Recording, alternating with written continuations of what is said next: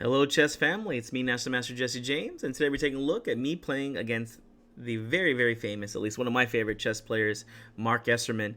He wrote the book. What is it called? Mayhem in the Morra. A very good book going over the Morra Gambit, Smith-Morra Gambit, which I do like to play. So I was very happy I got to play some games with him. We got 4 games in. Let's see how we do. In this game, I'm going to be playing with the white pieces. So I start up with e4, he goes c5, knight f3, g6, d4, c takes, knight takes. Here we got the accelerated dragon. Bishop g7, knight c3, knight c6, knight to e2. This is a little pet line I like to play, especially against higher rated players.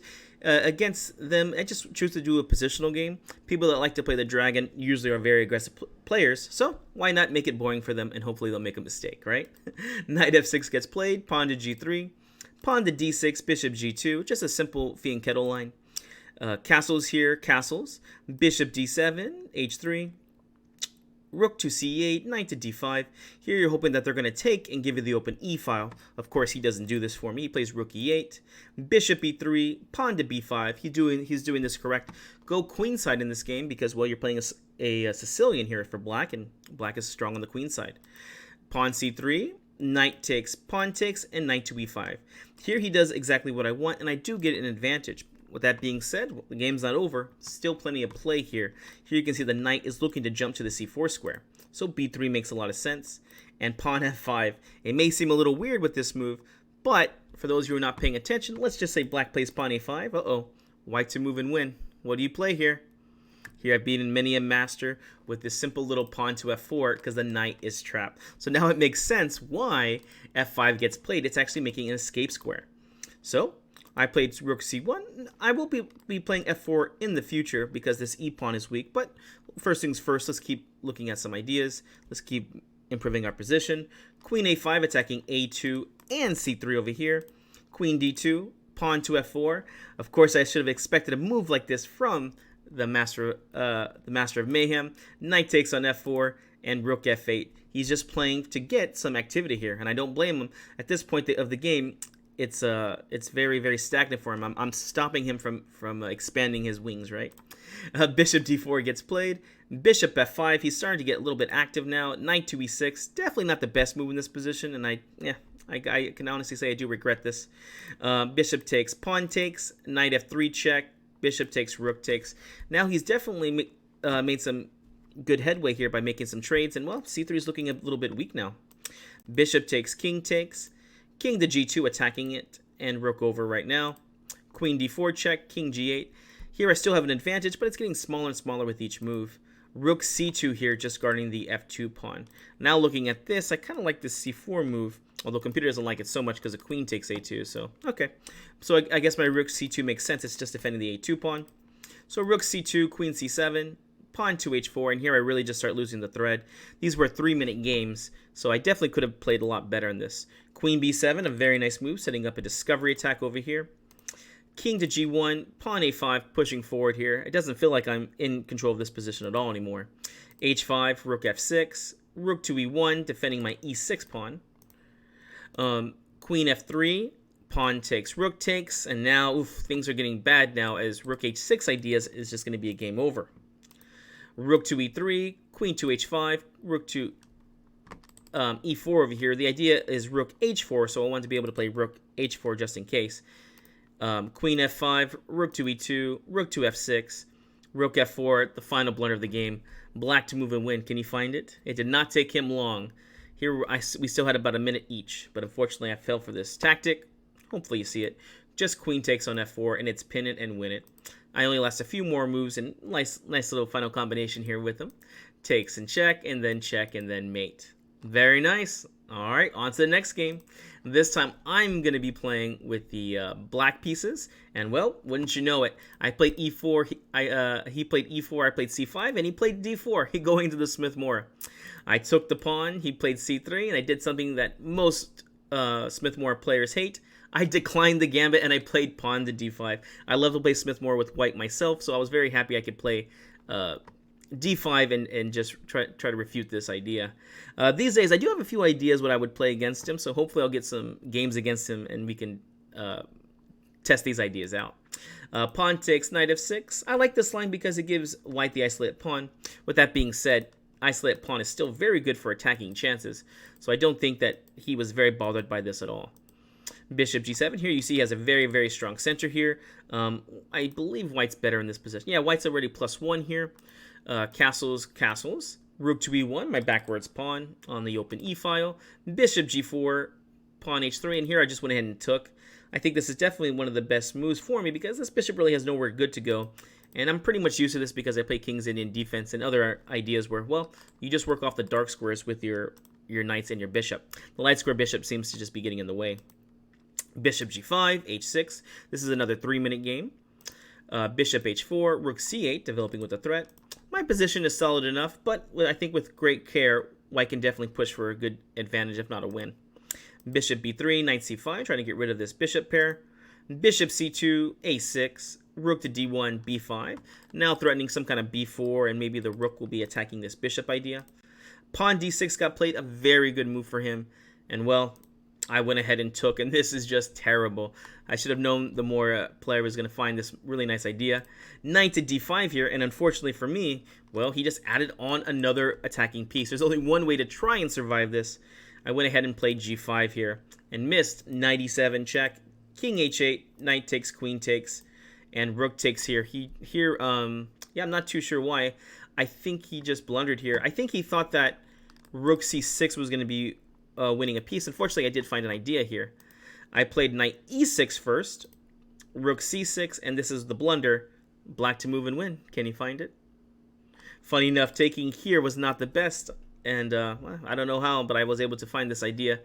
And well, knight d4, and now black is actually in the winning position. Rook takes, check, takes, and now, well, this bishop's not doing too good here, as these guys are both hanging, so game over. I was able to pull a tactic on one of the master tacticians. Bishop f5, rook c5 attacking back, rook e7, and of course I just take right here. Bishop over, knight over. The endgame is pretty simple here. I'm just able to grab some pawns, and yeah, he resigns pretty soon after this. Just pushing my queenside pawns. Yeah, just playing nice and solid here. We both have a minute and 30 each, so yeah, here he tries this. I'm not sure if he was trying for the cheapo. I assume he was, and I just took, and well, that's my game. I was able to take out the master of the mayhem, the Smith-Morra Gambit. All right, on to the next one. Here we go. In this game, I am playing with the black pieces once again, so I got to try and fight back. Here we go. e4, c5, pawn d4, c takes, c3, and again, I played pawn to d5. Here again, like I said before, I'm not sure I would be playing this d5 move anymore. Even computer is a little suspicious of it. Takes knight f6, bishop b5 check, knight to d7, queen takes d4. Definitely looks like an improvement from the last game as well. White can definitely claim an advantage in the center here. a6, bishop b2, pawn to b5, and this beautiful move a4 here. The idea being is that we want to undermine this because we want to play c4 here. Well, let's try to create some counterplay. Pawn takes, rook takes, knight b6, double attack on d5 and the a4 pawn. Rook went to a5, and you can see that my queen is eyeing it over here. So, simple chess, just knight takes on d5. I got too many attackers. The rook goes ahead and retreats. Bishop b7 here.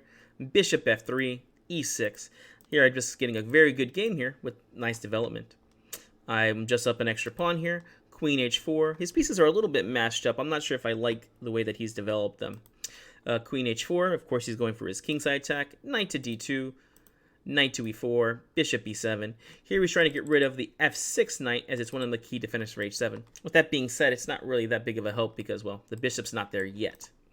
All right, bishop g5, knight takes finally, takes, and pawn h6. Definitely a very courageous move on my half, I must say, as bishop takes h6 ideas are now scaring me just looking at this game. With that being said, he realized it wasn't that good, so he just goes ahead and takes on e7. Knight takes on e7, takes, knight to d4. I am up an extra pawn here, but with that being said, well, it doesn't really feel like it too much here, right? Oh, am I up an extra pawn? 1, 2, 3, 4, 5. Oh my gosh, the pawn material is equal now, so yeah. In fact, maybe white's even better here because the knight's very nicely placed, but also I have an isolated pawn over here. I don't know, maybe these b pawns can be weak. Here I actually was able to mount an attack. Pawn to e5, knight f3, Knight g6 here, attacking the queen, but also looking at this very nice f4 square here. Queen c4, rook to d6, pawn to b4. Makes sense to me. Here, if I'm playing white, I'd try to double up rooks and put ultimate pressure on this a pawn. Rook to c8 tempo, queen b3, and now I'm able to do a strong attack. Knight f4, and there's already strong ideas with the simple rook g6 idea, threatening queen takes f3, and of course, queen takes g2 for checkmate. At this point, the attack cannot be stopped.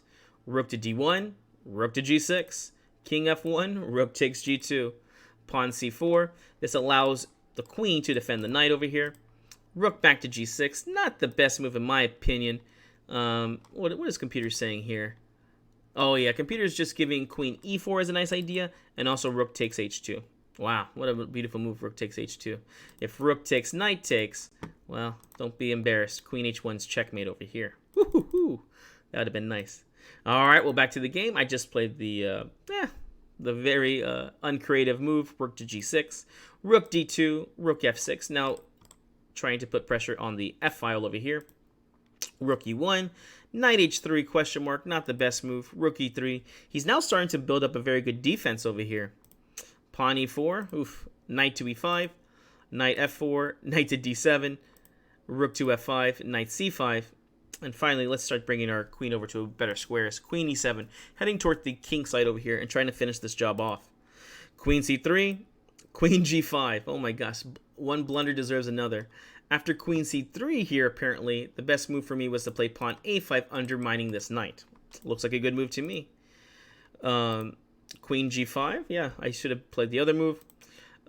Here, he misses rook to g3, just guarding this square and attacking my queen back. And I'll probably play something like, oof, I have to go queen f6 here and just trade off here. And so the game would have been about equal here at this point. Oof, maybe even worse, knight takes e4 is coming. With that being said, he missed this and played rook e2. And, well, just game over pretty soon here. Queen g2 check, king over, check, king over, takes. Rook takes f2. A little sloppy on my half. Yeah, at this point, he's pretty much just given up, so I'm just going through the tedious effort of checkmating. And definitely should have been a lot faster, but apparently I'm not up to date with my checkmates. Well, I was able to outswindle the Master of Mayhem again.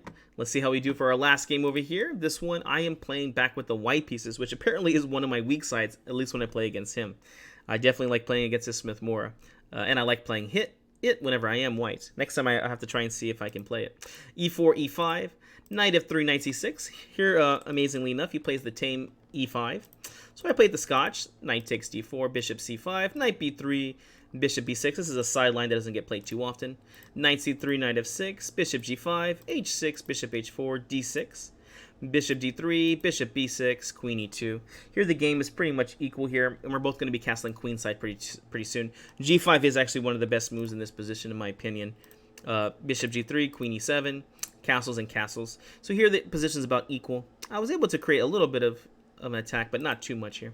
Rook he1, rook over to e8, king b1, knight d4, knight takes, and bishop b5. Bishop takes on c3, pawn takes on c3. I'm not sure why. Oh, here, just a miscalculation here. He's definitely better because if I do take on e8, well, he takes on e1, and I believe I'm just losing in that position. So I took back knight d7. I have the bishop pair for it. Is that enough? Definitely not, but it's definitely something. a6, and, well, bishop a4. Yeah, it's very tempting to go ahead and take here on a6, check, and then king b8, maybe something like bishop f2, or maybe something a little bit stronger with like rook d4 sliding over. Looking at this now, definitely looks like a good idea to me. With that being said, I go ahead and play bishop a4, f5, bishop f2, f4, queen to d2, b5, and now the attack over here is pretty much gone. Here it just kind of boils down to a bad endgame here. c5, at least for him. c5, takes.